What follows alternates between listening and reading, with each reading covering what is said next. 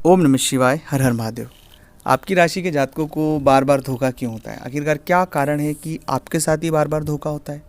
आप में कुछ नया तो नहीं है, आप में कुछ विशेष तो नहीं है, पर फिर भी बार बार धोखे होने के बाद भी धोखे होते रहते हैं। तो क्या कारण है? कौन सी ग्रह दोष इसके पीछे है? कौन सी वजह है जिसकी वजह से धोखा आपको होता रहता है? इस वीडियो को अगर पूरा देखेंगे, आप अपनी इस समस्या का समाधान स्वयं कर पाएंगे और आपको बहुत सारी चीज़ें इस वीडियो को देखने तक समझ आ जाएगी। आपकी राशि के साथ धोखा होने के पीछे मूल कारण होता है आपका जो स्वभाव। आपका स्वभाव ममत्व का स्वभाव है। आप हर बच्चे से, हर व्यक्ति से, जो भी आपके इर्द गिर्द लोग हैं, आप उनसे बहुत प्रेम करते हैं। उनको आप अपनी तरफ से कोई कष्ट नहीं देना चाहते। आप ऐसा कोई काम ही नहीं करना चाहते हैं कि जिससे उन्हें कोई कष्ट हो। इसका विशेष ध्यान आप रखते हैं। आप हमेशा किसी भी व्यक्ति के साथ वही व्यवहार करते हैं जो वाजिब हो, सही हो और ईमानदार हो। और इसी के कारण जब कोई व्यक्ति आपको अपना दुखड़ा बताता है कि मुझे मेरे साथ यह चीज़ें हो गई है, या नहीं भी बताते हैं और उसके बाद भी आपको समझ आ जाता है कि इनकी हालात ख़राब है, इन्हें मदद की आवश्यकता है, तो बिना मांगे हम चलकर उस व्यक्ति की मदद कर देते हैं। मदद करने के बाद हमें ऐसा लगता है कि हम इस व्यक्ति को और आगे बढ़ाएं और मदद करें, और बस यहीं से हमारी यात्रा शुरू होती है। और सबसे पहली जो बात कि जब हम किसी व्यक्ति पर दया दिखाते हैं, उसकी मदद करते हैं निस्वार्थ भाव से, हमारा कोई स्वार्थ नहीं है, और वही व्यक्ति हमारे साथ बाद में छल कपट करता है। तो इस विषय को बहुत गंभीरता से आपको समझने की आवश्यकता है कि मदद किनकी करना है, कैसे करना है और कितनी करना है। इन सब चीज़ों का आप एक लिमिटेड एडिशन रखें, मतलब इन चीज़ों को बहुत ज़्यादा लिमिट में रखें। कितनी मदद करना है, कब करना है, कैसे करना है और किस चीज़ की मदद करना है। हमें किसी व्यक्ति को मंजिल तक नहीं पहुंचाना, हमें सिर्फ रास्ता दिखाना है, इतनी मदद हमें करना है।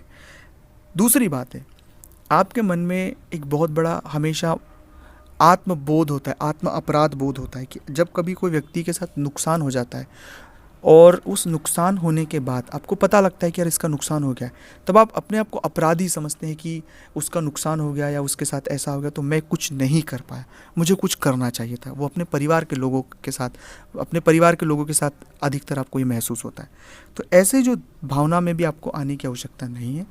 आपका जो काम था आप हमेशा ईमानदारी से करते हैं, और आप कोई भगवान नहीं है कि आपको सब चीज़ें समझ आएगी। आपको जो बताता है आप उसकी मदद करते हैं और बहुत अच्छे से चीज़ें करते हैं।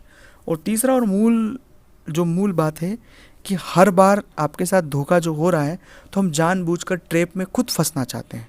ये भी बहुत सारे जातकों के साथ मैंने बहुत करीब से देखा है।